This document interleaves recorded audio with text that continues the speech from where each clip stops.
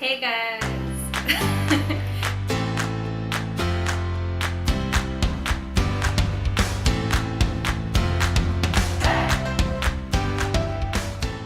So, this is a little embarrassing, but it's come to my attention that I need to learn English. So, I was talking to one of my friends, and I was saying, oh yeah, in 2 years I want to be an English teacher in Korea. I'm working on it right now. I'm getting my bachelor's in college, and then I'm going to take my teaching test and then sign up with a Hagwon and all that blah blah blah blah blah. And I'm explaining this to her. I'm like, yep, this is gonna happen.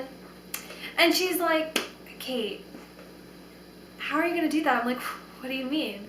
And she's like, you are so bad at spelling. Those poor Korean children. And I'm like, oh my god, like, I feel so stupid because honestly I wasn't even thinking that. I'm like, I'm good. You know, I'm just gonna need my bachelor's, my native language is English. I'll be set. I'll be good. Perfect. But yeah, no, like ever since I was a little kid, I've been so bad at spelling. And I actually really like writing though. Like, I love writing, I love English, you know, I like all that stuff. But language has always been a very difficult situation for me. It's been my struggle. But I love language because it is a challenge for me, and I love challenging myself. I don't know why I'm doing so many hand motions, but I don't know, maybe it looks more interesting. I'm a New Yorker, so it comes with territory.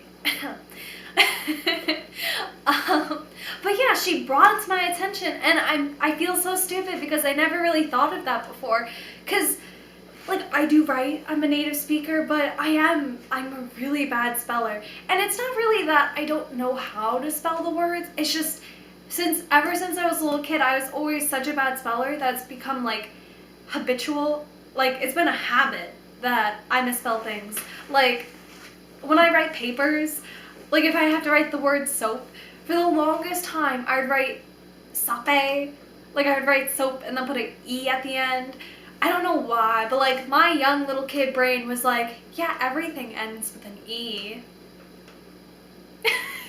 So I had a really bad habit, and I still do it sometimes. Like, I'll write soap, SOAP, and then just put an E after it and be like, yeah, soap. Soppy.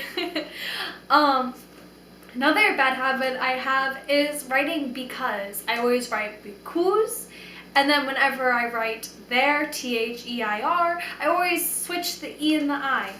Like, they do a little flippity flop. You know what I mean? So, a lot of it is habit. I do have to say though, there is some words I'm just like, how the heckadori do you spell that? Like, what the shiitake mushrooms? So yeah, I do admit there is still some words I don't know how to spell, cause yeah, I'm sorry, all my language arts teachers. Another thing that I've realized, and why I want to really study English, that sounds so weird to say, but I really want to study it because when I have people on Hello Talk asking me like, why do you say this, or why do you have this this symbol here, or, you know, things like that, it's very hard for me to be able to describe things because I'm just so used to like, oh, this is just how it is, you know, this is what you do. I'm not used to being like, oh, this is here because there's a verb there, or because it starts with like an I, so you use this thing. Like, I don't know that stuff. So yeah, I need to learn like how to actually be able to explain something correctly. Like, for example, a Korean person was like, why do you use an? And when do you use a? Like, what's the difference? When? And I was like, well, you know, you just do it. So I just sent him a bunch of like example sentences, like, this is an apple. This is an experiment. Here's a book. Here's a cat. And he was like, oh yeah, thank you so much for all these example sentences, but why why are in some cases you're using a and why are some cases you're using an? And I'm like, honestly, I don't know. It's just like, this is just, I'm used to people using an or a in these contexts with these words. So I just know it. Like, but I don't know how to explain why. And that's why I want to focus on learning English and learning how to properly communicate the why of why we do something, the why of why.